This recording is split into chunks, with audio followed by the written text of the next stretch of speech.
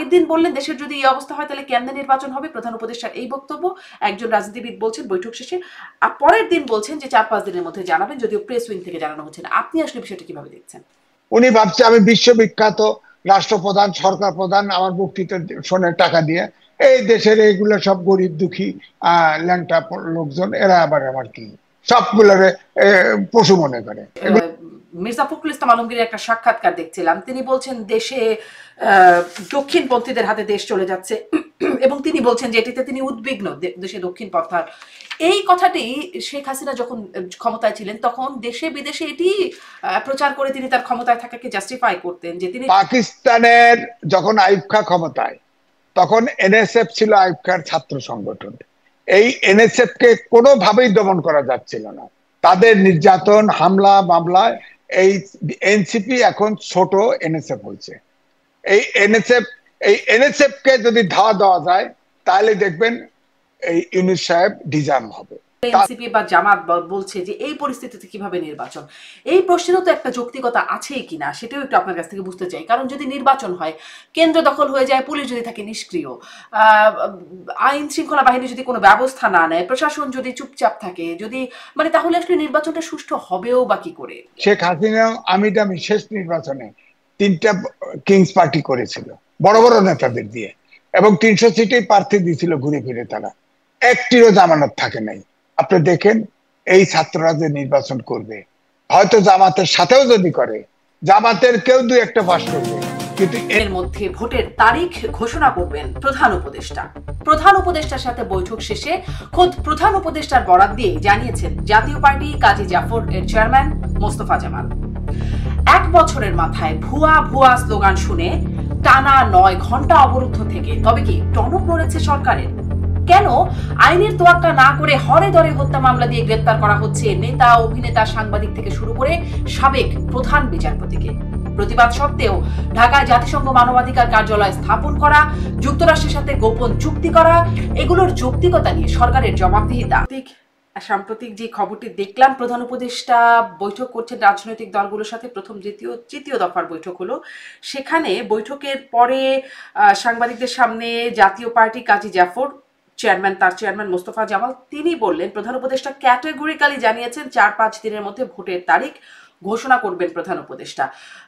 এই বক্তব্য তার কাছ থেকে আসলো বৈঠকের পর। যদিও আমরা প্রধান উপদেষ্টার দপ্তর বা প্রেস উইং থেকে এমন কোনো বক্তব্য পেলাম না। এটা একটা প্রশ্ন যে কেন পেলাম না, এরকম একটা গুরুত্বপূর্ণ কথা হয়ে গেল, প্রধান উপদেষ্টা দপ্তর থেকে কেন জানলাম না। আবার তার আগের দিনের যে বৈঠক, সেই বৈঠকে 13 দলের সাথে যে বৈঠকে, সেখানে সাদাত হোসেন সেলিম এলডিপি তিনি বলছেন যে প্রধান উপদেষ্টা বলেছেন দেশের যদি এই অবস্থা হয় তাহলে কেমনে নির্বাচন হবে। একটি টক শোতে তিনি বলছেন, আগের দিন বললেন দেশের যদি এই অবস্থা হয় তাহলে কেমনে নির্বাচন হবে, প্রধান উপদেষ্টার এই বক্তব্য। একজন রাজনীতিবিদ বলছেন বৈঠক শেষে, আর পরের দিন বলছেন যে 4-5 দিনের মধ্যে জানাবেন, যদিও প্রেস উইং থেকে জানানো হচ্ছে না। আপনি আসলে বিষয়টা কিভাবে দেখছেন? ধন্যবাদ আপনাকে। ডক্টর মোহাম্মদ ইউনূস কখনো কথা পরিষ্কার করে বলেন না। সেই লন্ডন বিএনপির ভারপ্রাপ্ত চেয়ারম্যানের সাথে কথা বলার থেকে শুরু করে সব কথায় তিনি অস্পষ্ট রেখে দেন। অর্থাৎ তিনি সরকারের প্রধান এরকম ভাবে আচরণ কখনো করেন না। ধরেন প্রথমে 4 দলকে ডেকে কথা বলেছেন। এই যখন মাইলস্টোন আপনার ডিজাস্টারটা ঘটলো, তখন সারা দেশে একটা উৎকণ্ঠা এবং নানান সংশয় দেখা দিল। উনি 4 দলকে ডাকলেন, সেখানে এনসিপি কেও ডেকেছেন। আপনি বলেন এনসিপি একটা নিবন্ধিত দল নয়, অথচ তাকেও ডেকেছেন। পরে 13 দলের বৈঠক করেছেন। সেখানে বৈঠকের শেষে আপনি যেটা বললেন, এলডিপির নেতা সাদাত হোসেন, তিনি জিটিভির এক টকশোতে এসে বললেন যে তিনি আপনার পরিষ্কার ভাবে তিনি বলছেন যে এই অবস্থাতে কিভাবে নির্বাচন হবে। এদিকে গোপালগঞ্জে এনসিপির নেতা হান্নান মাসুদ তিনিও বলেছিলেন গোপালগঞ্জের ঘটনার পরে যে এই পরিস্থিতিতে কিভাবে নির্বাচন হবে। তারপরে মার্চে এনসিপির প্রধান নাহিদ ইসলাম রয়টার্সকে এক সাক্ষাৎকার দিয়ে বলছেন এই পরিস্থিতির নির্বাচন কিভাবে হবে। পাটগ্রামে থানার থেকে আসামি ছিনতাই করে নেওয়ার পরে জামাতের আমির বলেছিলেন এই অবস্থায় কি করে নির্বাচন হবে। অর্থাৎ জনশ্রুতি আছে যে ডক্টর মোহাম্মদ ইউনূসের যেসব দলের সাথে নেক নজর আছে, অর্থাৎ তার সম্পর্ক আছে, সেই সব দলগুলি একই ভাষায় কথা বলল। হঠাৎ করে আজকে 14 দলের বৈঠকে তিনি কিন্তু কথা বলেছেন যে পতিত রাষ্ট্র ষড়যন্ত্র করে নির্বাচনের ষড়যন্ত্র করছে, সবাইকে ঐক্যবদ্ধভাবে এটা মোকাবেলা করতে হবে। কিন্তু দেখা গেল যে পিপলস পার্টি জাফর জাফর তার চেয়ারম্যান মোস্তফা জামাল হায়দার তিনি বললেন যে 4-5 দিনের ভিতরে নির্বাচনের তারিখ ঘোষণা করা হবে। এটা কিন্তু আমি এই এতগুলো ঘটনার পরে এটা আবার কিন্তু পুরো কথা স্পষ্ট হয় নাই, কারণ তো ডক্টর মোহাম্মদ ইউনূসের বরাদ্দেই কথাটা হতে পারতো, যে তিনি বলেছেন, তিনি কিন্তু বলেন নাই। এটা হায়দার সাহেব, তিনি মোস্তফা জামাল হায়দার, তিনি মনে করেছেন হয়তো যে আমরা তো শুনি নাই, ওই মিটিং এ তো আমরা ছিলাম না, অন্য কেউ তো বলে নাই, তিনি বললেন 4-5 দিনের ভিতরে আপনার নির্বাচনের ডেট হবে। কিন্তু তিনি কিন্তু এটা বলেছেন, মোস্তফা জামাল কিন্তু এটা বলেছেন যে প্রধান উপদেষ্টা ক্যাটেগরিক্যালি জানিয়েছেন, তিনি আবার রিপিট করে বলছেন ক্যাটেগরিক্যালি জানিয়েছেন যে 4-5 দিনের ভোটের তারিখ ঘোষণা। হ্যাঁ, তিনি একজন ধরেন বর্ষিয়ান নেতা, আমরা তার কথাকে অবিশ্বাস করি না। তবে আমি কিন্তু টেলিফোন করে বিএনপির একজন বড় নেতাকে জিজ্ঞেস করেছি যে আসলে কি সত্য 4-5 দিনের ভিতরে নির্বাচন তারিখ ঘোষণা হচ্ছে? কয় না, ডেট ঘোষণা হবে, তবে মনে হয় যে আর কয়েকদিন দেরিতে হবে, এই কথাই তিনি বললেন। অর্থাৎ তিনি আরো বলেছেন যে তার তো এখন নির্বাচন ঘোষণা করা ছাড়া আর কোনো নাই, কারণ বিএনপি আর তাকে সময় দিবে না।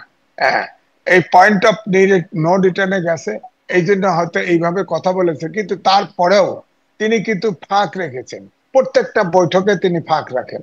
যেমন ডিসেম্বরের ভিতরে নির্বাচনের প্রস্তুতি নেওয়ার কথা বলেছেন, সেখানেও কিন্তু সংস্কার এবং বিচারের কথা বলেছেন, যেটা সমাপ্ত হলে।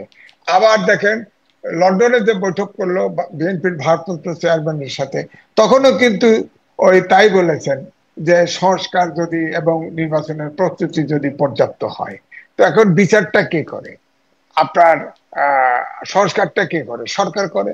সরকার তো 1 বছর পূর্ণ হতে যাচ্ছে, 3টে মামলার মাত্র চার্জশিট দিতে পারছে।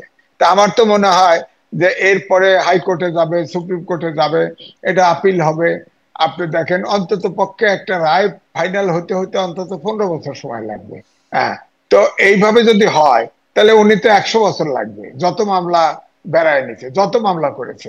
একটা মামলায় আপনি দেখেন এই যে সম্প্রতি সাবেক প্রধান উপদেষ্টা প্রধান বিচারপতিকে অ্যারেস্ট করলো, হ্যাঁ বিচারপতিকে, উনি তো আপনার, আমি এটা লিখেছি, উনি যে শর্ট জাজমেন্ট দিছে 16 মাস পরে যখন পূর্ণাঙ্গ জাজমেন্ট দিছে, তখন কিন্তু এটা হেরফের করে ফেলছে। তো তাকে যেটা অপরাধ করেছে সে আরো বেনিফিট নিয়েছে, সেগুলো নিয়ে কেস করছে। তার ভিতরে ফাইনালি খুনের মামলা দিয়ে দিয়েছে। বলেন এই খুনের মামলা তিনি কি খুন করেছেন? বলেন। তো এইগুলো হচ্ছে সমস্যা। সমস্যা হচ্ছে আমরা বিচার চাই, ফ্যাসিস্ট সরকারের দোষরদের বিচার চাই। ধরেন যে সাংবাদিক, কতগুলো সাংবাদিক গ্রেপ্তার করেছে, তাদের নামে আপনার খুনের কেস দিয়েছে। কোন সাংবাদিক খুন করেছে বলেন তো? অথচ আবার কথা হচ্ছে তারা দুর্নীতি করে থাকুক, তারা যা কিছু করে থাকুক, অপরাধ করে থাকুক, তারা তো আইনের ঊর্ধ্বে না। আমরা কেউ এই একটা প্রশ্ন আমার একটু করতে ইচ্ছে করে যে মানে এটা তো সবার চোখের সামনে হয়ে যাচ্ছে যে সবাই হত্যা মামলার আসামি হয়ে যাচ্ছে, যাকেই ধরতে ইচ্ছে করছে হত্যা মামলার আসামি দিয়ে ধরে ফেলা হচ্ছে। তো এই বিষয়ে রাজনীতিবিদরাও তো কিছু বলছেন না, এত যে সভা হচ্ছে, বৈঠক হচ্ছে, তারা তো এই বিষয়টা কখনো জানাচ্ছেন না। তাহলে আসলে সংস্কার শুনছি, কোথায় যদি আইনের শাসনের জায়গাটাই না হয়? এই বিষয়ে কেউ বলছেন না কেন? বরং বিএনপি আরো সন্তুষ্টি জ্ঞাপন করলো, খুশি হলো প্রধান বিচারপতি খায়রুল হককে গ্রেপ্তারে। বললো না তো যে এই হত্যা মামলায় কেন তাকে গ্রেপ্তার করা হলো, তার বিরুদ্ধে অপরাধের মামলা তো হলো না। আমি কালকেও একটা টেলিভিশনে ছিলাম, আমি বলেছিলাম এটা দুঃখজনক। আমার কাছে মনে হয় যে আওয়ামী লীগ সরকার থাকার সময় যে পথে রাষ্ট্র চলেছে ঠিক একই পথে চলেছে, কিছু ক্ষেত্রে বাড়তি। আপনি বলেন সেখানে কেস হয়েছে, মামলা হয়েছে, গুম হয়েছে, খুন হয়েছে, আয়নাঘর হয়েছে, সব মানলাম। এখন হয়তো আয়নাঘরটা হয় নাই, কিন্তু কোনটা হয় নাই বলেন? একটা কেস আজকে গোপালগঞ্জে দেখলাম 10,500 ব্যক্তিকে মামলার আসামি করা হয়েছে। মানে 10,500 মামলা করলে গোপালগঞ্জের থাকে কি বলেন আপনি? তো এই জন্যই এই মামলা করে আর খুনের আসামি দিলেই এই কোর্ট কেমন কোর্ট হলো? একটা আমার নামে যদি এখন খুনের মামলা দেয়, জামিন দিবে না, এটা কোনো কথা হলো? খুনের মামলা থাকলে জামিন দিবে না, এটা কোনো কথা? একটা মানুষ বোঝাও যায়, আদালতের তো ক্ষমতা আছে। আদালত একটা খুনের যার নামেই কেস দিয়েছে, তাহলে এই যে আপনার বেক্সিম কোর্ট সালমান রহমান আইন মন্ত্রী ছিল আপনার, এনাদের খুনের মামলা দিয়ে দিছে। এনারা কি খুন করছে? হ্যাঁ, তারা অ্যাবেটার হতে পারে, আপনার যা অপরাধ করেছে তারা দুর্নীতি করতে পারে, দুর্নীতি করেছে তারা, তাদের সে বিচার হোক। কিন্তু সবাইকে ঢালাও ভাবে খুনের মামলা, এমনকি বিদেশে রয়েছে তাকেও আইনে খুনের মামলা দেওয়া হয়। বিদেশে রয়ে গেছে সে। তো এই জন্যই আমি বলবো ঠিক আগের মতোই হচ্ছে, জাস্ট হ্যারাস করা এবং ক্ষমতা প্রয়োগ করা, মব সন্ত্রাস তো চলছেই।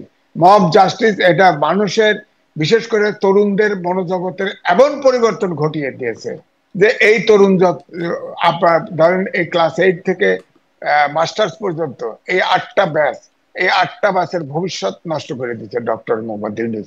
বিজ্ঞানের যুগে এরা কেউ পড়াশোনার দিকে মন নাই। ডক্টর মোহাম্মদ ইউনূস একজন শিক্ষক ছিল, তারপর তাহলে এই একবারও প্রশ্নটা বড় তো করতেই চাই যে তাহলে আসলে 1 বছরের মাথায় এসে মানে সবাই যে বলছে আসলে লাভ কি হলো, অর্জন কি হলো, কেউ কেউ বলছে আগেই ভালো ছিলাম, সেই একটা টার্ম প্রচলিত হয়ে যাচ্ছে। সেই প্রসঙ্গে একটু আপনার কাছে শুনতে চাইবো। যেমন মির্জা ফখরুল ইসলাম আলমগীর বলছেন যে আগে চাঁদা দিতাম 1 লাখ টাকা, এখন দিচ্ছি 5, এখন ব্যবসায়ীদেরকে 5 লাখ টাকা চাঁদা দিতে হচ্ছে। কিছুক্ষণ আগে আমার আর একটা অনুষ্ঠানে কথা বলছিলেন ডক্টর স্নিগ্ধা রেজওয়ানা, জাহাঙ্গীরনগর বিশ্ববিদ্যালয়ের শিক্ষক। তিনি বলছেন যে আগে, আপনিও বলছিলেন যে আগেও যেভাবে হতো ঠিক একইভাবে হচ্ছে। তিনি বলছেন যে আগে অবিচার হতো, অন্যায় হতো, এখন তার দ্বিগুণ মাত্রায় সেটি হচ্ছে। তাহলে না, তো আগে হ্যাঁ, আগে আগে যদি চাঁদা ধরেন 10 টাকা হতো, এখন এটা 100 টাকা হয়েছে, পরিমাণ বাড়ছে। আবার দেখেন চাঁদা আবার কি, কেউ চাঁদা নিলে হয় এটা, কেউ নিলে হয় চাঁদা, কেউ নিলে হয় ডোনেশন, কেউ নিলে হয় হাদিয়া, কেউ নিলে হয় অনুদান, কেউ নিলে হয় ফান্ড। এই নামকরণ হয়ে গেছে। এবং সব জায়গায় পরিমাণ, ঘুষের পরিমাণও বেড়ে গেছে। এখন নাকি সবাই ঘুষ নেওয়ার সময় বলে এখন ঘুষ নেওয়া খুব কঠিন, বেশি দেওয়া লাগবে। সব জায়গায় বেশি, এবং সবাই চাঁদাবাজিতে একদম ধরেন পুরা বাংলাদেশ চাঁদাবাজিতে ছেয়ে গেছে।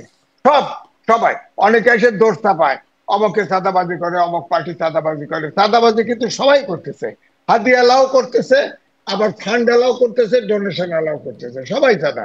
এবং চাঁদার যদি বড় অঙ্কের বাল্ক পরিমাণ চাঁদার কথা বলেন, তাহলে এনসিপির নেতারা বড় অঙ্কের চাঁদা নিচ্ছে এখন। হ্যাঁ, আর বিএনপির যারা সদস্য, তারা যারা চাঁদা নিচ্ছে, তারা কিন্তু নিচ্ছে ওই আওয়ামী লীগ যে সব জায়গায় রাস্তাঘাটে চাঁদা নিত সেগুলো দিচ্ছে। হ্যাঁ, কিন্তু এনসিপি এই দেশের বড় বড় ব্যবসায়ীর কাছে ডোনেশন নামে চাঁদা নিচ্ছে, বড় বড় চাঁদা নিচ্ছে। আবার ঘুষ, সব কাজের ঘুষ এখন পরিমাণ বেড়ে গেছে। ধরেন বলা হচ্ছে যারা যে, ধরেন প্রশাসন বলেন, পুলিশ বলেন, তারা বলেন এই যে কালকে টেলিভিশনে আসতেছি গভীর রাতে, আসার সময় দেখি যে লাইন ধরে গেছে। কি, আমার ড্রাইভার বললো যে, ওই টেলিভিশন ড্রাইভার বললো যে স্যার দেখলেন না, চাঁদা দিতেছে, পুলিশ চাঁদা দিচ্ছে, বুঝছেন? অর্থাৎ চাঁদার পরিমাণও বেড়ে গেছে।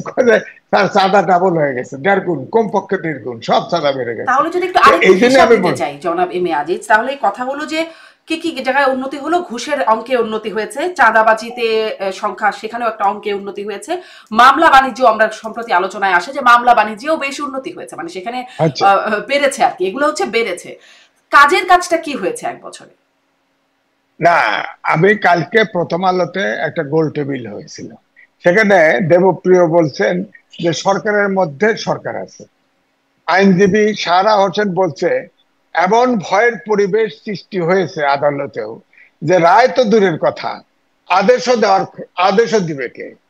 আর হোসেন জিল্লুর রহমান বললে 1 বছর হতে চলেছে, এখন শক্তভাবে হিসাব নেওয়ার সুযোগ প্রয়োজন।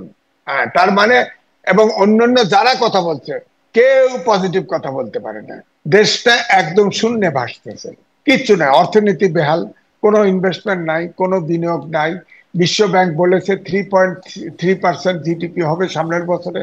আপনার আপনার আইএমএফ এর যে লোন, সব শর্ত মেনে নিচ্ছে, বাজার এখন বেড়ে গেছে।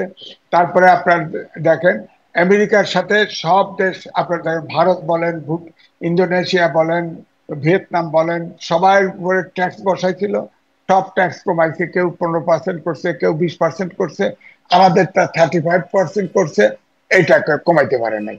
থার্ড দরবার আবার করবে, ওভার টেলিফোন জুমে করবে, এটা কমবে কিনা জানি না, তবে শুনেছি যে এটা জানা গেছে যে ওই সময় নাকি গোপন চুক্তি হয়েছে, চুক্তিতে অনেক ডালপালা মেলেছে। কেউ বলছে, অনেক সময় সন্দেহ করা হচ্ছে যে চীনের বিনিয়োগ যেহেতু এখন বেশি এসে গেছে, চীনের সম্পর্ক বেশি, সুতরাং কেন চীনের এত বিনিয়োগ বেশি হবে, এটা কাট করতে হবে। দুই হলো আমাদের, তাদের আমেরিকা থেকে ইম্পোর্ট বাড়াইতে হবে আমাদের, এটা এই জন্য ইতিমধ্যে আপনার গম ইম্পোর্ট করে ফেলছে বাংলাদেশ। তারপরে আপনার দেখেন, হয়তো গোপনে অনেকে মনে করে যে ধরেন নিউ মারিন কন্টেইনার, এটা নিয়ে আলোচনা হচ্ছিল, করিডোর নিয়ে আলোচনা হচ্ছিল, এটার জন্য এগ্রিমেন্ট হয়ে গেছে কিনা সন্দেহ। আবার ফের দেখেন জাতিসংঘের মানবাধিকার কমিশনের অফিস এখানে করে দিছে, সেখানে অনেকগুলো অবশ্য প্ল্যান করা আছে যে কি কি কাজ করতে পারবে, করবে না। কিন্তু ধরেন মানবাধিকার কমিশনের কাছে আমাদের এখানে সংগঠন আছে, সমকামীরা যায় অফিসে দাঁড়ায় গেল যে আমাদের রাইট নাই, আমাদের কেউ স্বীকৃতি দেয় না। তো মানবাধিকার কমিশন বলতে পক্ষে, এবং মানবাধিকার কমিশনের যে প্রধান হয়ে আসতেছেন সেও নাকি সমকামী। বলেন বাংলাদেশের কালচারে এটা চলে? সে তো দাবি করবে এখন তো সমকামী, তাহলে উন্মুক্ত করে দিবেন, তার মানে সেক্স উন্মুক্ত করে দিবেন, সেক্সুয়াল ইয়াও উন্মুক্ত। এখন মানবাধিকার কমিশন যদি বলে চিটাগাং হিল ট্যাক্স থেকে আর্মি প্রত্যাহার করে দেন, ওরা ওখানে হিলের লোকজন আসে আপনার মানবাধিকার কমিশনের অফিসের সামনে আসলো, আমাদের রাইট নাই, আর্মি মেরে ফেলে, এই করে সেই করে, এইটা নাই সেইটা নাই। তো তাহলে তো আপনার ওখানেও মানবাধিকার কমিশন করবে যে এখানে মানবাধিকার লঙ্ঘিত হচ্ছে। আবার এটার উল্টো দিকেও ভালো হচ্ছে যে হয়তো মানবাধিকার কমিশনকে এই জন্যই আনা হয়েছে যে ডক্টর মোহাম্মদ ইউনূস যা করবে তার বৈধতা ওরা ঘোষণা করবে যে ঠিক আছে ঠিক আছে। কিন্তু এখন যদি ইলেকশন সত্যি সত্যি হয়ে যায় তাহলে তো ওনার এই সুযোগ থাকলো না। মাঝখানে রীতিমতো একটা সমস্যা ঘাড়ে চাপাই দিয়ে গেল বাংলাদেশের উপরে। এই জন্য আমি বলছি দেশটা খুব বিপদে আছে। ধরেন বিশ্ব ব্যাংক বলছে যে আমাদের জিডিপি গ্রোথ হবে 3.3%। 3.3% মানে কি? আপনার দুর্ভিক্ষ হবে, তো দেশে দুর্ভিক্ষ হবে। বাংলাদেশের ইতিহাসে 74 সালের দুর্ভিক্ষেও তো এত জিডিপির নিচে নামে নাই, আপনি বলেন। সুতরাং 3.3% যদি জিডিপি গ্রোথ হয়, আমাদের কোনো ইনকাম কিচ্ছু নাই, একমাত্র প্রবাসী আয় আসতেছে, তাও আবার শুনলাম যে ফরমাল চ্যানেলে মাত্র 5% আসে। অথচ আমাদের সরকার কিভাবে হিসাব দেয় আমি তো মাথায় ধরে না। হুন্ডিতে আসে, এটার হিসাব দেয় কি করে জানি না। তো সবই তো নড়বড়। এখন আইএমএফ টাকা দিছে, এখন ব্যাংকের রিজার্ভ বাড়ছে বাড়ছে, এটা খরচ হয়ে যাবে। এখন তো আইএমএফ এর লোনের সব শর্ত পূরণ করছে, আপনার ধরেন সব বাজারের সব কিছু দাম বেড়ে গেছে। আপনার বিদ্যুৎ ইলেকট্রিসিটির হচ্ছে জীবন জীবিকার লাইফ লাইন, সেটারও দাম বেড়ে গেছে, সবকিছুর দাম বেড়ে গেছে। এখন আপনি দেখেন আর এই 3 মাস 6 মাস পরে সবকিছুর দাম বেড়ে বেহাল অবস্থা হয়ে যাবে। এদিকে মিডিল ইনকাম গ্রুপ, নিম্ন আয়ের মানুষ হয়ে গেছে। আপনি তো আমেরিকায় আছেন, নিশ্চিন্তে আছেন, আমাদের বড় কষ্ট, খাওয়ারও কষ্ট হবে, থাকা তো দূরের কথা, খাওয়া নেই, জীবন বাঁচানো নেই, কষ্ট। এই জন্য দেশের অবস্থা খুব খারাপ। খুব খারাপ বলছেন। তাহলে মানে তখন এই যদি আপনাদের মানে পর্যালোচনা হয় তাহলে তো মানুষের মধ্যে, যেটি আরেকটি অনুষ্ঠানে মোস্তফা ফিরোজ বলছিলেন, এর আগেও বিভিন্ন সময় তিনি বলেছেন যে মানুষ ভাববে আগেই ভালো ছিলাম, মানে সেই বক্তব্যটা, বা রুহিন হোসেন প্রিন্স গতকালের সভা শেষে তিনি বলছেন অসচেতন ভাবে তো মানুষ ভাবতেই পারে, তুলনা করতেই পারে বা বলতেই পারে যে আগেই ভালো ছিলাম। এটি একটা আওয়ামী বয়ান আছে, আগেই ভালো ছিলাম, তাহলে সেই বয়ানটাই কি প্রতিষ্ঠিত হতে যাচ্ছে? না না, বয়ান বয়ান না, বয়ানের অর্থ কিন্তু বানানো, একটা জিনিস চালু করা। সাধারণ লোক, রিক্সা চালক, ভ্যান গাড়ি চালক, যারা যারা খুবই অল্প আয়ের লোক, তারা তো এখন আপনি ধরেন আমি তো সহজে রিক্সায় উঠি না, পয়সা দিতে হয় বেশি, উঠি না, তো ওদের তো ইনকাম কমে গেছে। তারপরে আপনার একটা রিক্সা, এখন সব রিক্সা ব্যাটারি চালিত হয়ে গেছে। তো যে যারা মালিক, এই রিক্সার মালিক, তারা তো আপনার ওই আপনার ব্যাটারিতে চার্জ দেয় রাখে, ওখানে তো কম পয়সা দেয়, আন্ডারস্ট্যান্ডিং করে কম পয়সা দেয়। কিন্তু রিক্সা চালকের, বেবি ট্যাক্সি চালকের, মোটরসাইকেল চালকের, তাদের কিন্তু জমা দ্বিগুণ হয়ে গেছে। তো সুতরাং সে দিবে কোথায়? সে তো বলে যে তার হলো পেটের ক্ষুধা, সে বলে যে আগেই তো আয় বেশি হতো, তো আগেই ভালো ছিল, এরকম বলে তো। বলে না তা না, বলে তো, এটা সত্যই বলে, অনেকেই বলে। জি, তো আগেই সুতরাং ভালো ছিল, তাহলে এটি এখন এটি যদি এটি সত্য বয়ান। আর একটি বয়ানের কথা, মির্জা ফখরুল ইসলাম আলমগীরের একটা সাক্ষাৎকার দেখছিলাম। তিনি বলছেন দেশে দক্ষিণপন্থীদের হাতে দেশ চলে যাচ্ছে এবং তিনি বলছেন যে এটিতে তিনি উদ্বিগ্ন, দেশে দক্ষিণপন্থার। এই কথাটি শেখ হাসিনা যখন ক্ষমতায় ছিলেন তখন দেশে বিদেশে এটি প্রচার করে তিনি তার ক্ষমতায় থাকাকে জাস্টিফাই করতেন, যে তিনি যদি ক্ষমতা ছাড়েন তাহলে দেশে উগ্রবাদ এর বিস্তার ঘটবে, দক্ষিণপন্থীদের হাতে চলে যাবে। এখন তো এই কথা বলছিলেন, এটিও কি একটা বাস্তবতা? মানে এটা এটা বাস্তবতা। কারণ আপনি খেয়াল করে দেখেন, ঐক্যমত্য কমিশনের বৈঠক চলছিল, সেখানে অনেক প্রোগ্রেস হচ্ছিল। হঠাৎ করে আপনি দেখেন দক্ষিণপন্থী বলতে জামাত, ইসলামিক আন্দোলন বাংলাদেশ, আরো ছোটখাটো দল আছে, এবি পার্টি আছে, এনসিপি আছে, এরা মিলে রাস্তায় যেয়ে বললো আনুপাতিক নির্বাচন চাই, দিয়ে আলটিমেটাম দিয়ে দিল। তো এবং তারা কিন্তু দেখা গেছে যে তারা যা দাবি করে ডক্টর ইউনূসের সরকার তাই মানে। যেমন ধরেন আওয়ামী লীগের যে অ্যাক্টিভিটিস স্থগিত করা হলো, তিনি বলেছিলেন, ডক্টর মোহাম্মদ ইউনূস বলেছিলেন আমাদের কোনো দলকে নিষিদ্ধ করার কোনো পরিকল্পনা নাই। অথচ দেখা গেল যে রাস্তায় নামলে 144 ধারা আপনার ডক্টর মোহাম্মদ ইউনূসের বাড়ির চারপাশে দেওয়া ছিল। এটা ব্রেক করে তারা আসলো এবং 1 ঘন্টার আলটিমেটাম দিল, দাবি মানা হয়ে গেল, এক্সিকিউটিভ অর্ডারে বন্ধ করে দিল। তার মানে ওটার থেকেই মনে হয় আবার ঠান্ডা পানি টানি দিয়ে তাদের আরামও দেওয়া হলো। তো সুতরাং এতে মনে হয় যে এই দলগুলি যা বলে, দাবি করে, সেইগুলো তিনি বরাবরই মানছেন, এরা দাবি করলেই মানছেন। তাহলে এই কি জন্য তাহলে কথা কি উঠেছে। জনাব এম এ আজিজ, তাহলে কি এই যেমন ধরেন আপনি বলছেন আওয়ামী লীগকে নিষিদ্ধ করবো না, এরকম একটা অবস্থান থাকলেও বা কোনো দলকে নিষিদ্ধ করার ইচ্ছা নেই এরকম অবস্থান থাকলেও সেই অবস্থান থেকে সরে এসে দাবির প্রেক্ষিতে মেনে নিলেন, যেটি আপনিও বললেন। আরো যেটি আমরা শুনেছিলাম সরকারের কাছ থেকে যে 30 কার্য দিবসের মধ্যে জুলাই সনদ হবে, কিন্তু সেটিও বেমালুম, সেটি আর হলো না, বা হতে দেওয়া হলো না। যাই হোক, এখন বলছেন যে 4-5 দিনের মধ্যে নির্বাচনের তারিখ ঘোষণা করা হবে, সেটিও কি সরকার আস্তে আস্তে ভুলে যাবে বা চাপের মুখে সেখান থেকেও সরে না, যাবে না?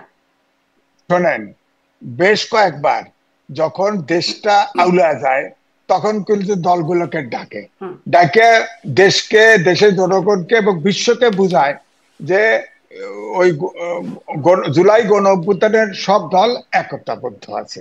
এবারেও যে এটা একটু ফেজ ওয়াইজ ডাকছে, 3 বারে ডাকছে, এটাও যে এটা হবে না এটা কিন্তু নিশ্চয়তা নেই। কারণ তিনি যে কখন নির্বাচন দিবেন, কয় তারিখে নির্বাচন দিবেন, আমি মুসলমান হিসেবে বলতে পারি আল্লাহ জানে আর উনি নিজে জানে, আর কেউ জানে না। উনি তো তারিখ মুখ দিয়ে বের করে নেই।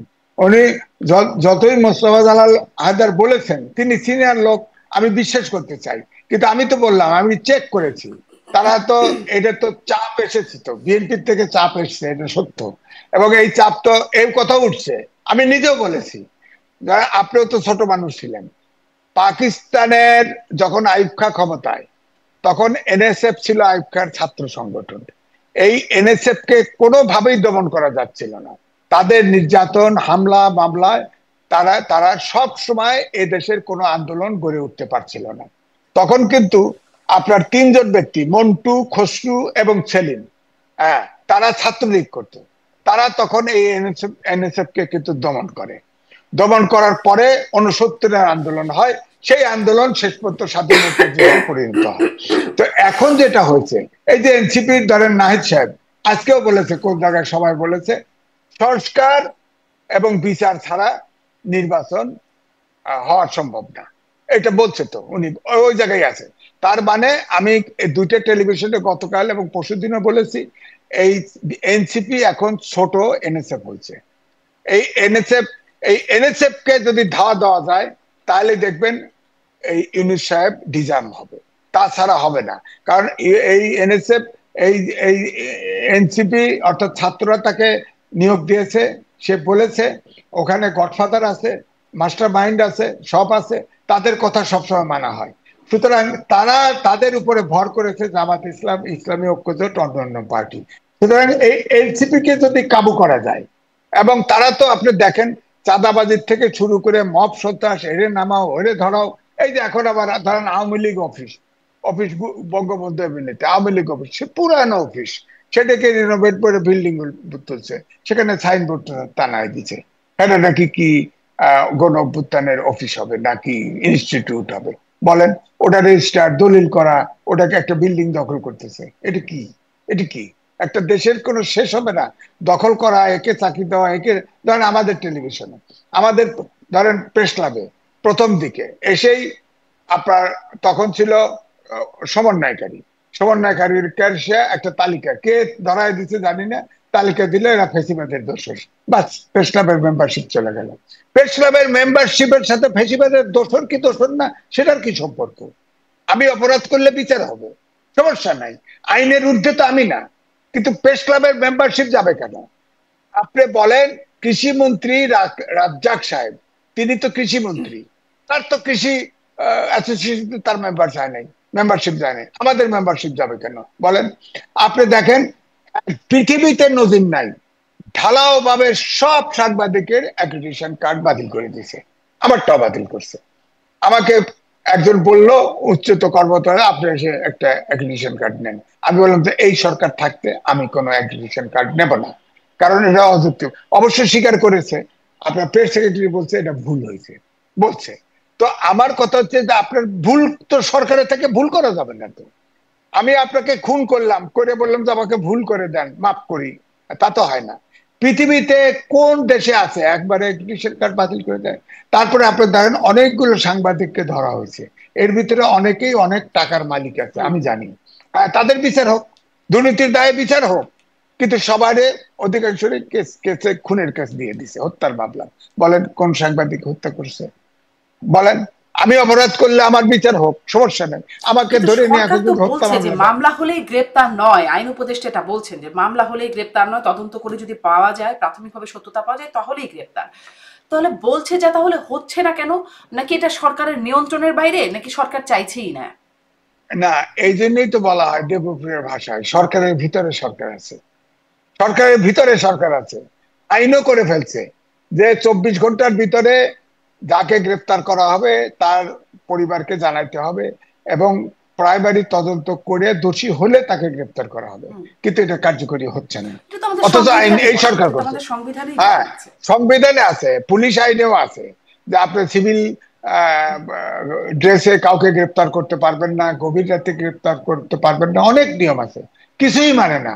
অর্থাৎ আওয়ামী লীগের সময়ে, ফেসিবাদের সময়ে যা ঘটছে ঠিক একই জিনিস অনুকরণ করা হচ্ছে, একটুও পার্থক্য নেই। অথচ দেশটা স্ট্রিম লাইনে আসতে পারে নাই, প্রশাসন ঠিক নাই, পুলিশ ঠিক নাই, কোনো কিছু ঠিক নাই, কোনো একটি সেক্টর ঠিক নাই, দেশটা একদম একদম বিকল হয়ে গেছে। এবং আপনি, আমি অর্থনীতিবিদ না, আমার কথা শুনে রাখেন, 26 সালে দেশে দুর্ভিক্ষ হচ্ছে, এবং এই দুর্ভিক্ষ যদি ঠেকানো না যায় এই রাষ্ট্র ফেল স্টেটের দিকে যাবে, আপনি মনে রাখেন। আমি বলে দিচ্ছি, আমি দেবপ্রিয়র মতো, ভট্টাচার্যের মতো অর্থনীতিবিদ না, কিন্তু আমার অভিজ্ঞতা বলে, কারণ আমার জন্ম হচ্ছে 54-এ, সুতরাং আমি চোখে দেখেছি সবকিছু। আপনার থিওরি দিয়ে বললে তো আমি বিশ্বাস করবো না, আমি যেটা চোখে দেখেছি, আমি মুক্তিযুদ্ধ করেছি, আমার আকাঙ্ক্ষা আছে এই দেশ কিভাবে চলবে, এটার আকাঙ্ক্ষা আমারও আছে। 71 সালে যে আকাঙ্ক্ষা নিয়ে মুক্তিযুদ্ধ করেছি সেটা আজ পর্যন্ত বাস্তবায়ন হয়নি। সুতরাং আমি কথা বলবো, পূর্বাভাসের কথা আপনি বলবেন 26 সালে দুর্ভিক্ষ হবে, নিঃসন্দেহে খুবই ভয়ঙ্কর বিষয়টি। আপনিও বলছেন, মানে দেবপ্রিয় ভট্টাচার্যকে বারবার রেফার করছেন সরকারের ভেতর সরকার আছে, এই প্রশ্নটা কয়েকদিন ধরেই খুবই উত্থাপিত হচ্ছে, আপনার কাছে একটু করতে চাই, কারা সেই সরকারের ভেতরে সরকার? সরকারের ভিতরে ধরেন, এই যে ধরেন আপনার জামাত ইসলাম আছে, এনসিপি আছে, এদের নেতা, এনসিপির নেতা 2টা মন্ত্রী আছে না, এখন উপদেষ্টা আছে না, তারা তাদের মাধ্যমে জামাত ইসলাম তাদের ভিতরে হয়তো খেলে। হ্যাঁ, এবং এই 2 ছেলে যদি স্বীকার না করলে তো দেখেন না, সজীব ভুইয়া সে সিদ্ধান্ত দেয়, সবকিছুতে সিদ্ধান্ত নেয় আপনার অথচ তার ব্যাপারে কত বদনাম, এগুলোর কোনো বিচার নাই, কোনো সমস্যা নাই। হ্যাঁ, এবং তারা সবাই এই উপরের সারি যতগুলো আছে সবগুলা এই ছাত্ররা, ছাত্ররা এখন তো এনসিপি পলিটিক্যাল পার্টি করলে মাইন্ড করে তারা, তারা এখন রাজনীতিবিদ। আর রাজনীতিবিদ সজীব ভুইয়া তো অনার্স মাস্টার্স পাস করে নাই, আবার প্রাইভেট ইউনিভার্সিটিতে ভর্তি হয়েছে, ওখানে মব সন্ত্রাসের ভয় দেখায় সার্টিফিকেট লয়ে নেবো। ঢাকা ইউনিভার্সিটির ছাত্র কোনোদিন ওই প্রাইভেট ছোট ইউনিভার্সিটি যায় বলেন? গেছে তো, একটা সার্টিফিকেট লয়ে নেবো। তো এই জন্য বলছি যে এই জন্য এটা ভিন্ন ধরনের একটা এনএসএফ বাংলাদেশে চলছে। এদেরকে নিবৃত্ত না করতে পারলে এই দেশের এই রকম এলোমেলো, দেশটা যে এলোমেলো হয়ে গেছে, এটা রক্ষা করা যাবে না। ডক্টর মোহাম্মদ ইউনূস ভাবছে যে এই দল ফুলে ভাবে বড় হবে, বড় করার জন্য সময় নিতে চাইছে, কিন্তু এই দল, তারও তো আক্কেল কিছু আছে, এই দল কিন্তু দিনে দিনে ছোট হচ্ছে। কারণ 52 সাল থেকে আমাকে একটু 2024 সাল এটা একটু পর্যন্ত আসলে সরকারের কাছ থেকে, আপনারা বিভিন্ন সময় সরকারের বা অনেক রাজনৈতিক দলের সাথে কথা বলেন, সরকারের কাছ থেকে কোনো ব্যাখ্যা, যাই হোক আপনি বলছিলেন যে প্রাইভেট ইউনিভার্সিটি ভর্তি হয় কিনা, হয় এখন মেয়াজি যে অনেকেই ঢাকা বিশ্ববিদ্যালয় থেকে ভালো ভালো প্রাইভেট ইউনিভার্সিটিতে ভর্তি হয়, যাই হোক সেটা আলোচনার বিষয়বস্তু না, কিন্তু আমার জানা আছে বলে আমি বললাম বিষয়টা। আপনি বলছেন যে মানে এনসিপি মানে কি বড় দল করবার যে চেষ্টা, আপনি কি কোনো ব্যাখ্যা পেয়েছেন কখনো সরকারের কাছ থেকে যে কোন মাপকাঠিতে এনসিপি কে আসলে প্রথম সারির দলের মধ্যে নেওয়া হচ্ছে? এই ব্যাখ্যাটা কি কখনো জুটেছে? ধরেন সেই বিনিয়োগ সম্মেলন থেকে দেখলাম 3টি দলকে ডাকা হলো, তার মধ্যে এনসিপি ছিল, বিএনপি, জামাত, এনসিপি। এখন প্রথম দিন যে বৈঠক করলো ডক্টর ইউনূস, তখন 4টি দলকে, সেখানে আবার ইসলামী আন্দোলন যোগ হলেন। কোন বিবেচনায় এটা ঠিক করা হচ্ছে? ধরেন আমাদের কাছে যে সাধারণ বিবেচনা আছে যে যেই দলের ভোটার বেশি বা যেই দল বেশিবার ক্ষমতায় থেকেছে, এরকম কোনো বিবেচনাতেই তো নাই, বরং দেখছি নির্বাচন কমিশনের নিবন্ধনের যে শর্ত 200 ভোটারের স্বাক্ষর 25 উপজেলায়, সেটি আসলে এনসিপি দিতে পারে নাই, ফলে তার নিবন্ধনটা হয় নাই। 15 দিন আরো সময় দেওয়া হয়েছে এনসিপি কে সহ আরো যে দলগুলো আছে তাদেরকে। তাহলে কোন মাপকাঠিতে বড় দল হিসেবে বিবেচনা করছে? 144টা দল নির্বাচনের জন্য প্রেয়ার করছে, একটি দরখাস্ত টেকে নাই। প্রাইমারি সিলেকশনে একটি দরখাস্ত টেকে নাই। এরা পার্টি করবে, দেশের দায়িত্ব নেবে, আপনি বলেন। কিন্তু টাকা নেওয়ার সময়, ডোনেশন নেওয়ার সময় বুদ্ধির ঘাটতি হয় না, কিন্তু ফর্ম পূরণ করতে ঘাটতি হয়। আপনি বলেন, কাগজপত্র জমা দিবে, একটু কোয়ালিফাই করে নাই। এদেরটা আমি ব্যক্তিগতভাবে মনে করি এই দেশে বহুত রাজনৈতিক দল আছে, আর কোন দলই থাকা উচিত না। এই দল মানে চাঁদাবাজ তৈরি করা, এই দলই থাকা উচিত না। সুতরাং আমি এই জন্য বলবো যে এখন আপনি দেখেন, শেখ হাসিনা আমি শেষ নির্বাচনে 3টা কিংস পার্টি করেছিল বড় বড় নেতাদের দিয়ে, এবং 300 সিটেই প্রার্থী দিয়েছিল ঘুরে ফিরে, তারা একটিরও জামানত থাকে নাই। আপনি দেখেন এই ছাত্ররা যে নির্বাচন করবে, হয়তো জামাতের সাথেও যদি করে, জামাতের কেউ 2-1টা পাস করবে, কিন্তু এনসিপির কেউ পাস করবে না। কারণ এরা এমন ভাবে বিতর্কিত হয়েছে এই দেশে, ভয়ঙ্কর বিতর্কিত হয়েছে। তাদের কোনো উপজেলায়, কোনো জায়গায়, কোনো জেলায় তেমন ছাত্র মানে সদস্যও নাই। তারা এই যে মিছিল করতে, পদযাত্রা করছে, শুনতে পারছি বিভিন্ন পার্টি থেকে সাপ্লাই দেওয়া হয়, সাপ্লাই দেওয়া হয়, তারা স্বীকার করবে না, তাদের লোক। এটা আস্তে আস্তে কেমোথেরাপির মতো আস্তে আস্তে ছোট হচ্ছে। এবং আগামী নির্বাচন যে দিবে, ফেব্রুয়ারিতে নির্বাচন দিবে, এই সময়ের ভিতরে আপনি দেখবেন অনেক প্রার্থী পাবে না, এবং প্রার্থী পাবে না, দিলেও এগুলোর একটারও জামানত থাকবে না। এবং এই যে 8 ব্যাচের ছাত্র এই বিজ্ঞানের যুগে ফ্রাস্ট্রেটেড হবে, এরা দেখবেন সব আপনার লুটেরা হবে, সব দেখবেন মিসক্রিয়েন্ট হয়ে যাবে, সমাজে একেবারে ধ্বংস হয়ে যাবে সমাজটা। এই 8টা ব্যাচ যখন নেক্সট ইলেকশনে ঢুকায় দিবেন, এরপরে সবগুলো ফেল করবে, ফেল করার পরে দেখবেন এই সমাজের এই 8টা জেনারেশন গ্যাপ হয়ে যাবে, যেখানে অটোমেশনের যুগ, যেখানে আপনার প্রযুক্তি মানুষকে রিপ্লেস করতেছে, সেখানে আপনার শিক্ষা সংস্কার কমিশন নেই। এবং ডক্টর মোহাম্মদ ইউনূস একবারও বলে নাই তোমরা বাবা ইলেকশনও তোমরা পড়াশোনাও করো, তোমরা সরকারও প্রেসার গ্রুপ করো। উনি প্রত্যেকটা ছাত্রকে প্রত্যেকটা মিনিস্ট্রিতে বসাই দিছে, এবং সেখান থেকে সব কমিশন খাচ্ছে, সব A to Z প্রতিযোগিতার সাথে খাচ্ছে। মানে এই ছাত্র জেনারেশন ভয়ঙ্কর ভাবে পুরো নষ্ট করে দিছে, এদের দ্বারা সম্ভব না। এই জন্যে আগে যে সব আন্দোলনে ছাত্ররা অগ্রভাগে থাকতো, দেশের জনগণ কিন্তু আস্থা রাখতো মুক্তির জন্য, যে এই ছাত্ররা এইবারে আন্দোলন করলেই আমরা মুক্তি পাবো। আমরাও কিন্তু 5ই আগস্টে ভাবেছিলাম যে আমরা স্বাধীনতার স্বাদটা পাবো, কিন্তু দেখেন সরকার, এই ইউনূস সরকার সবগুলো মন্ত্রীতে এই নাবালক পোলাপান ঢুকাই দিয়ে আপনার সব লুপ্তরাজে ঢুকাই দিছে। এখন ছাত্রদের মানসিকতা হচ্ছে বিশেষ দিবে না, ওরা একবারে এমপি হবে, একবারে মন্ত্রী হবে, ওদের ডাইরেক্ট এই নেশা চেপে দিয়ে দিছে ওদেরকে। তো সুতরাং এরা তো ফ্রাস্ট্রেশন হবে। আবার আজকে বিজ্ঞানের যুগে আজকে বিজ্ঞানমুখী শিক্ষা ব্যবস্থা করা উচিত ছিল। আমি লিখেছি যে আগামী 10 বছর পরে আমাদের দেশে বুয়েট সহ কোন শিক্ষা প্রতিষ্ঠানের কোন শিক্ষা কাজে আসবে না। কারণ আপনি আমেরিকায় আছেন, আপনি জানেন এখন অপারেশন করে রোবট, আইওটি, আইটি সুইচে আইওটি আসবে। এখন সব বিজ্ঞান। আমাদের দেশেও তো গার্মেন্ট ইন্ডাস্ট্রি রোবটে চলে, কর্মচারী নাই, কর্মী নাই, কয়েকজন ম্যানেজমেন্টে কয়েকটা লোক আছে, না দুইটা আপনি গার্মেন্টস বলছেন যে ইন্ডাস্ট্রি সেই ফুল। সমস্ত ক্ষেত্রে একটা বিপর্যয় নেমে আসবে বর্তমান পরিস্থিতির কারণে। হ্যাঁ, আমি একটু আবারও সেই বৈঠকের প্রসঙ্গ থেকে আসতে চাই যে যেই 14 দলের এবং জোটের সাথে বৈঠক হলো, বৈঠকে যেখান থেকে শুরু করলাম আলোচনা, মোস্তফা জামাল হায়দার তিনি বলছেন যে এই বক্তব্য, সেখানে ডক্টর মোহাম্মদ ইউনূসের বক্তব্য বলা হচ্ছে যে তিনি বলছেন যে গন্ডগোল লাগিয়ে নির্বাচন আয়োজনকে ভণ্ডুল করার চেষ্টা চলছে। এই বক্তব্যটা কি বুঝলেন? কারা গন্ডগোল লাগিয়ে নির্বাচনকে ভণ্ডুল করার চেষ্টা করছে? প্রধান উপদেষ্টা। হ্যাঁ, আওয়ামী লীগ সরকার সবসময় জঙ্গি আর স্বাধীনতা বিরোধী শক্তি, এটাকে পুঁজি করত। এখন এই সরকার প্রথম থেকেই শুরু করছে ফেসিবাদ হচ্ছে পুঁজি। কোনো কিছু হলে এখন ওই ফেসিবাদরাই গন্ডগোল লাগাবে। সুতরাং নির্বাচন যদি ভণ্ডুল করতে চায়, উনি কইবে না যে এখন পরিস্থিতি যা, দেশের অবস্থা এই। তিনি তো একজন শিক্ষিত লোক, তিনি তো সারা বিশ্বে প্রখ্যাত লোক। তিনি তো বলতে পারতেন যে আমি এনজিও করছি, আমি তো চালাতে পারতেছি না, আমি বুঝতে। উনি বলছে তো সাক্ষাৎকারে, নিউ এজের সাক্ষাৎকারে বলছে যে আমি যাদের চিনি তাদের উপদেষ্টা বানাইছি। এই যে ধরেন একটা স্কুলে যে আপনার ফাইটার পড়ে এত ছাত্র মারা গেল, শিক্ষক মারা গেল, আপনি বলেন কোন স্বাস্থ্যমন্ত্রীকে দেখছেন, স্বাস্থ্য উপদেষ্টাকে দেখছেন? সে, তার কোনো খবর নাই, কোনো খবর নাই।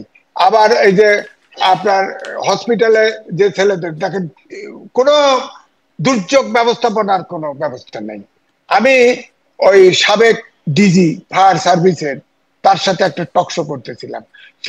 সে বললো আমাকে যে রং, এই ছেলেদেরকে বেড়ে ফেলা হয়েছে, অর্ধেক ছেলে মারা গেছে এই কারণে যে কি, ওই ছেলে যারা আগুনে পুড়েছে তাদের প্রথম কাজই হচ্ছে ঠান্ডা পানির ভিতর, পানি ফ্লো থাকবে, এই পানির ভিতর, অর্থাৎ পাইপে যে পানি পড়ে এই পানির নিচে তাদেরকে দেওয়া, তাহলে তাদের জ্বালা পড়া কমবে এবং ক্ষত কমতে থাকবে।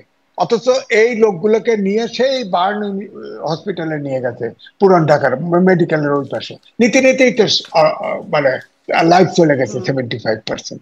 তো এটা তো কোনো একটা পরিস্থিতি যেভাবে হ্যান্ডেল করতে হয়, স্বাস্থ্য উপদেষ্টা নাই, দুর্যোগ উপদেষ্টা নাই, ওখানে লাফায়া গেছে আইন উপদেষ্টা, ওখানে লাফায়া গেছে শিক্ষা উপদেষ্টা, ওখানে গেছে প্রেস সেক্রেটারি, তারপরে যেমন হাজতখানায় ধরে রাখে, জেলখানায় ঠিকের ভিতরে 8 ঘন্টা আটকায় রাখছে। হ্যাঁ, আর ওই ছাত্ররা ছুটে আইছে, আসে পরীক্ষা পিছানোর কথা কইছে, যা সেক্রেটারিটির ভিতরে ঢুকে গেছে। বলেন, ছাত্ররা থেকে আগে আগে একবার ছোট প্রথম দিকে সচিবালয়ে ঢুকে অটোপাস নিয়ে গেছে। এবারে আপনি বলেন, শিক্ষা উপদেষ্টা রিজাইন করলো না, 2টা সেক্রেটারিকে সরাই দিল। আপনি বলেন তাহলে প্রশাসন কাজ করবে কিভাবে?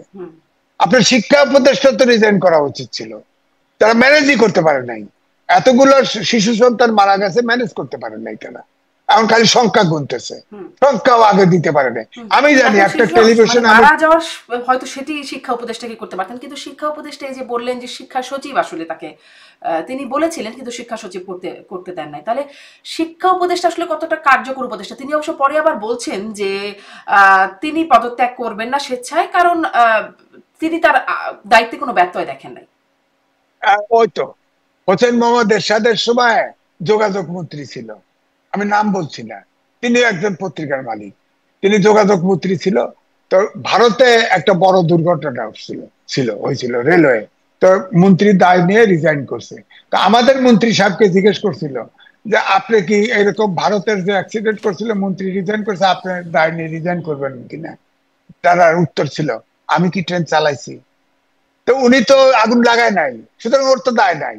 উনি শিক্ষা উপদেষ্টা আছে, উনি শিক্ষকতা জীবনে করেন নাই। হ্যাঁ, উনি শিক্ষা উপদেষ্টা। আপনার স্বাস্থ্য উপদেষ্টা বানাইছে, গ্রামীণ ব্যাংকের চেয়ারম্যান বানায় রাখছিল, উনি এখন অসুস্থ নারী। এবং নিউ এজের ইন্টারভিউ দিয়ে ডক্টর মোহাম্মদ ইউনূস সরবনে বলেছিল, আমি যাদেরকে চিনি তাদেরকে উপদেষ্টা বানাইছি। পরের দিকে উনি দেশে বিদেশে যত বিদেশি নাগরিক আছে তাদের এমনি ঢুকাইছেন। এটা তো একটা আন্তর্জাতিক সরকার হয়ে গেছে, দেশি সরকার নাইছে। এর ভিতরে 17 জন আছে বিদেশি নাগরিক এবং ভাই ব্রাদার কোটায় আসলে আসছেন উপদেষ্টারা। হ্যাঁ, ভাই ব্রাদার কোটা তো আছে, তো প্রেস উইং এও আছে, ভাই ব্রাদার কোটা আছে। হ্যাঁ, সুতরাং ওনার নিজস্ব লোক, উনি দেখবেন অধিকাংশ চিটাগাংয়ের লোক আছে, আর উনি গ্রামীণ ব্যাংক কেন্দ্রিক বা উনার এনজিও লাইনের লোকজন সব উপদেষ্টা বানায় দিয়েছে। হ্যাঁ, আর কয়েকটা লোক নিচে আগে ছিল, ওই ধরেন আপনার বাংলাদেশ ব্যাংকের গভর্নর আছে, আর অর্থ উপদেষ্টা আছে। এই দুটো লোক খালি আমার কাছে মনে হয় বাইরে এখন যে আপনি কোনো আসলে কি কারণে মনে করেন পছন্দ। এই যে পরিস্থিতি এতক্ষণ ধরে বিশ্লেষণ করছেন, ধরেন এই প্রেস সচিব যিনি মব বলেছিলেন মব, আসলে সেটিকে তিনি প্রেশার গ্রুপ বলতে প্রেফার করছেন, এখন তিনি সহ বাকি উপদেষ্টারা 9 ঘন্টা আটকে থাকলেন। তারপরে ধরেন 1 বছর আগে ছাত্ররা আন্দোলনরত ছাত্ররা তখন তৎকালীন ক্ষমতাসীনদেরকে ভুয়া ভুয়া বলে স্লোগান দিয়েছিলেন। এখন বর্তমানে যারা আসলে আন্দোলনের ফলে ক্ষমতায় এসে বসলেন তাদেরকে দেখে ভুয়া ভুয়া স্লোগান দিচ্ছেন। সরকার আসলে কিছু বার্তা কি নিচ্ছে এখান থেকে বা পাচ্ছে? মানবো নয়, ডক্টর মোহাম্মদ ইউনূস তো কথা বলে না।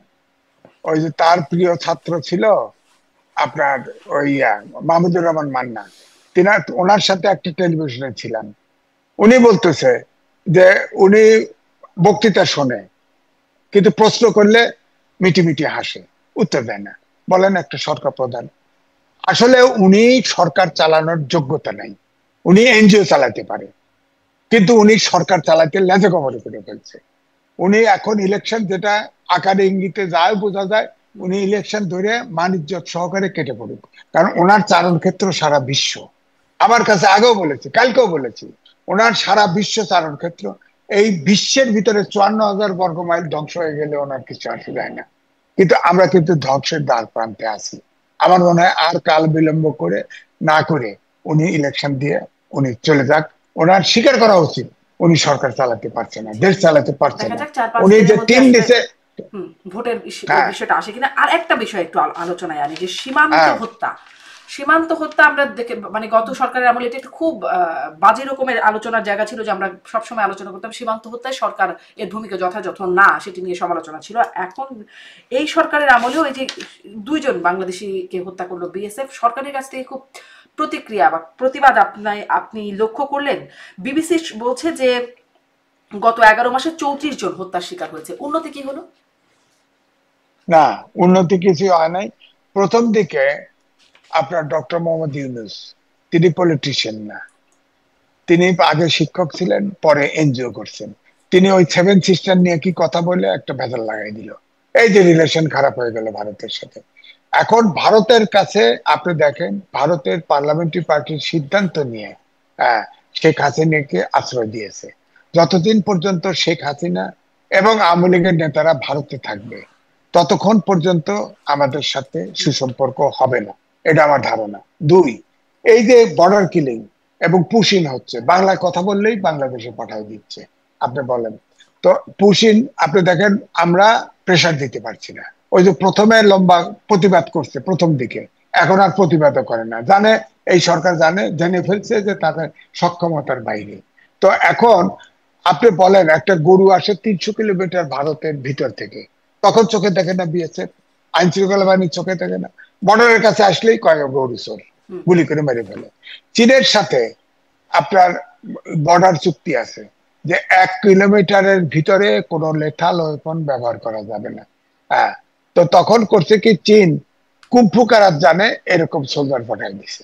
ওই যে লাদাখ সীমান্তে ঝগড়া হয়েছে, বাস গুলি খরচ করে নাই, সব নিয়ে নিয়ে বরফের ভিতরে ঢুকায় ইন্ডিয়ান আর্মি মেরে ফেলছে। আমরা তো সেই ক্ষমতা অর্জন করি নাই যে আমরা ইন্ডিয়ান বিএসএফ মেরে ফেলবো। আমাদের হচ্ছে কি, বর্ডারে আমার যে রাইট, সেই রাইটের নেগোসিয়েশনটাও রাখতে হবে। আজান দিয়ে বড় দেশ, আজান দিয়ে যেমন শত্রুতা করা যাবে না, তেমনি শেখ হাসিনার মতো সব এগ্রিমেন্ট করে ছেড়েও দেওয়া যাবে না। আমাদের চেক অ্যান্ড ব্যালেন্সের মধ্যে থাকতে হবে। কিন্তু এই ডক্টর মোহাম্মদ ইউনূস এসে প্রথমেই এই সরকারের সাথে একদম পুরা কিছু কথাই 7 সিস্টার নিয়ে কথা বলে, যে তাদেরও তো 7 সিস্টার আছে, অর্থাৎ ইনডাইরেক্টলি বলা যে ওখানে অস্থিরতা আমরা তৈরি করব।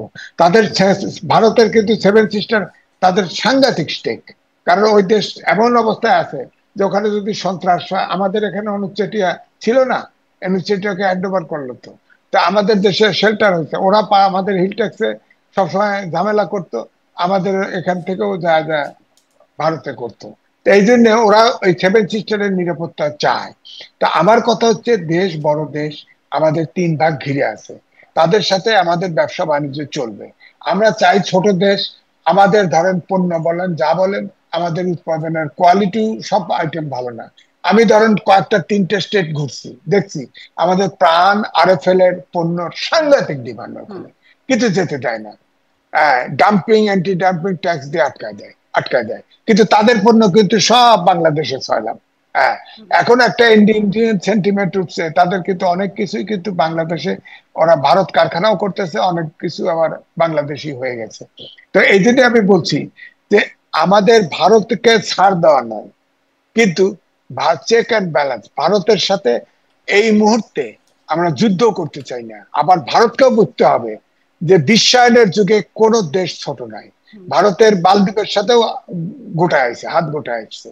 সুতরাং বাংলাদেশ কিন্তু 18 কোটি জনগণের দেশ, এই দেশে ইচ্ছে করলেই ভারত কিছু করতে পারবে তা ঠিক নয়।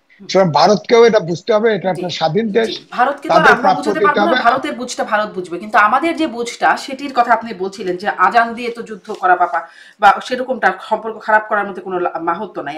আপনি বলছিলেন শেখ হাসিনার সময় যে মানে ভারতের সাথে চুক্তি, সেই প্রসঙ্গটা বলছিলেন। এই সরকার বলেছিল সব চুক্তি নাকি প্রকাশ করবে, গোপন চুক্তি, অপ্রকাশিত চুক্তি প্রকাশ করবে। কোথায় প্রকাশ তো করলো না, বরং অপ্রকাশিত একটা চুক্তি যুক্তরাষ্ট্রের সাথে করলো, এনডিএ, নন ডিসক্লোজার এগ্রিমেন্ট, সেখানে সেটা নিয়েও আপনি কথা বলছিলেন।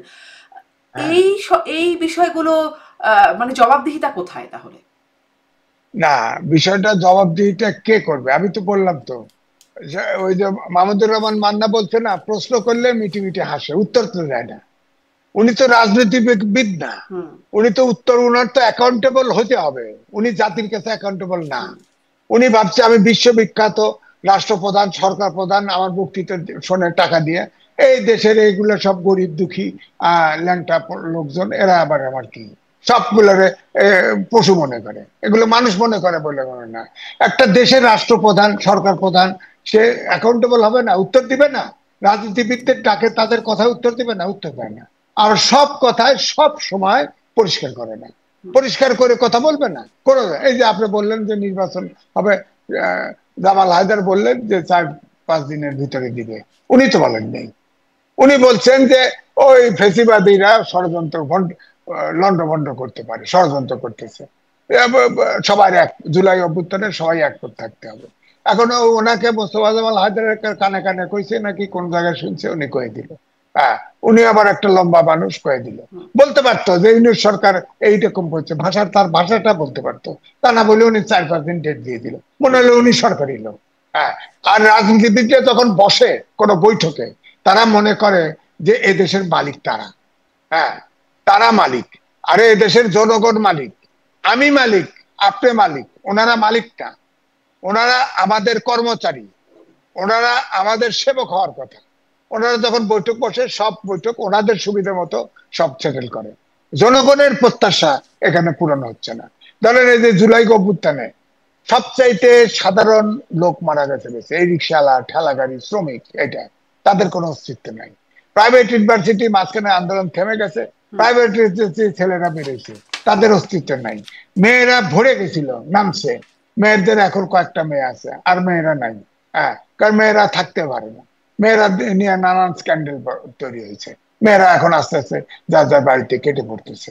সুতরাং আমার মনে হচ্ছে যে জিনিসটা ভঙ্গুর, সেই জিনিসকে নিয়ে ডক্টর ইউনূস সাহেব চলতে চাচ্ছেন, উনি পারবেন না, উনি পারবেন না, এইটা বোধহয় কিঞ্চিত উপলব্ধি করেছেন। আমার বিশ্বাস তিনি দিবেন, আর যদি না দেন তাহলে কিন্তু উনি ধাওয়া খেয়ে এবারে যেতে হবে, কারণ এবারে বিএনপি ছাড়বে না। কিন্তু এখানেও একটা প্রশ্ন, যেটি আসলে এনসিপি বা জামাত বলছে যে এই পরিস্থিতিতে কিভাবে নির্বাচন, এই প্রশ্নেরও তো একটা যৌক্তিকতা আছেই কিনা, সেটাও একটু আপনার কাছ থেকে বুঝতে চাই। কারণ যদি নির্বাচন হয়, কেন্দ্র দখল হয়ে যায়, পুলিশ যদি থাকে নিষ্ক্রিয়, আইন শৃঙ্খলা বাহিনী যদি কোনো ব্যবস্থা না নেয়, প্রশাসন যদি চুপচাপ থাকে, যদি মানে তাহলে আসলে নির্বাচনটা সুষ্ঠু হবেও বা কি করে? যে ঘটনা যেরকম দেখছি। জি জি, না ঠিক আছে, আপনার ধারণা ঠিক আছে। বিষয়টা হলো যে স্টেক হোল্ডার সবার তো সহযোগিতা লাগবে, তাই না? আপনার আমি এক এক রকম স্বার্থ, সরকারের ভিতরে সরকারের মধ্যে স্টেক হোল্ডারদের তো এক একজনের এক এক রকম স্বার্থ আছে, ব্যক্তি স্বার্থ আছে, ছোট গোষ্ঠী স্বার্থ আছে, বড় গোষ্ঠী স্বার্থ আছে। আমি এটাই বলছি, আপনার ইলেকশন কমিশনের নিজস্ব রিটার্নিং অফিসারের জন্য অফিসার আছে। আপনার ভারতে 1 মাস ব্যাপী ইলেকশন হয়, আপনি এখানে ভাগ করেন না, এক ডিভিশন না করেন, 2 ডিভিশন করে একবারে ইলেকশন করেন। আর্মির আপনার ম্যাজিস্ট্রেসি পাওয়ার দেওয়া আছে, আর্মি নিয়োগ করেন। আবার যেটা বলা হয় ফেসিবাদের দোষর, এগুলো বাদ দেন। 25টা ক্যাডার, আপনার সব প্রশাসন ক্যাডারের উপর নির্ভর করছে এই সরকার। আরো এর বাইরে 25টা শিক্ষিত লোকের ক্যাডার আছে, হ্যাঁ, সেখানে নাই। আপনি ধরেন ডিসি বানাইছে, ডিসি সব 64 ডিস্ট্রিক্ট ডিসি বসায় দিছে, মিনিস্ট্রিতে আছে আমলা, সব প্রশাসন ক্যাডারের। 25টা ক্যাডার বাইরে রয়েছে। বলা হচ্ছে যে ফেসিবাদের প্রশাসন ক্যাডারের নাকি সব ফেসিবাদের দোষর, হ্যাঁ, আওয়ামী লীগের দোষর। তারা তো হয়তো তাদের সরকারি চাকরি করে ভয় হোক, প্রফেশনের জন্য হোক, চাকরি বাঁচানোর জন্য হোক করতে পারে। কিন্তু আপনি যদি হয় তাহলে আর 25টা ক্যাডার তো বাইরে ছিল, সেখান থেকে নিয়ে আপনি ডিসি হতে আইনস্টাইন হতে হয় নাকি? 7 দিনের ট্রেনিং দিলে হতো তো। আপনার 6 মাসের ট্রেনিং দিয়ে আর্মি অফিসার বানাচ্ছেন না কমিশনে, আপনি বানাতেন। আপনার পুলিশে যদি লোক কম ছিল, বুঝলাম, পুলিশের লোক কম, আপনার পুলিশের লোক আপনি আনসার বিডিপি আছে, তেমনটি তো হচ্ছে না। মানে এই প্রস্তাবগুলো আপনি দিচ্ছেন, এই প্রস্তাবগুলো রাজনৈতিক দলগুলো সেভাবে আর দিচ্ছে না, বা এইভাবে এরকমটা হচ্ছে না। তাহলে যেরকম বাস্তবতা, তাতে আমার প্রশ্নটা এখানে যে তাহলে এইরকম অবস্থায় আসলে সুষ্ঠু একটা নির্বাচনও বা কিভাবে সম্ভব? যেমন কিছুদিন আগে রাজশাহীতে হাসনাত আব্দুল্লাহ তিনি বলছেন যে চিপায় পড়ে ডিসিএসপিরা তাদের সাথে ভালো ব্যবহার করছেন। তো চিপায় পড়ে ডিসিএসপিরা কি করে বসবেন নির্বাচনের সময়, বা নিষ্ক্রিয় পুলিশ প্রশাসন মনোবলহীন ভাবে যখন কাজ করছে, তাহলে নির্বাচনটাকে সুষ্ঠু করবে কি করে এই সরকার? এবং সেখানে আবার নিরপেক্ষতার প্রশ্ন আপনারা তোলেন। জি না, আমি বলছি শোনেন, আমি আগের গতানুগতিক সিস্টেমের বাইরে আসতে হবে। ধরেন আমার কথা বলি, আমি রিপোর্টার্স ইউনিটি, আমি ইলেকশন কমিশনার, সেখানে 2500 সদস্য, হ্যাঁ, এবং সবগুলো রিপোর্টার, সিনিয়র জুনিয়র, কোনো সমস্যা হয় না। মানে তো আপনি যদি অপরাধ ইলেকশন পরিচালনায় যদি অনিয়ম না করেন, কেন মানবে না? এরা শিক্ষিত গোষ্ঠী, মানে তো আপনি তো সাংবাদিক, আপনি তো জানেন একটা রিপোর্টারদের অবস্থা কি, মানে তো।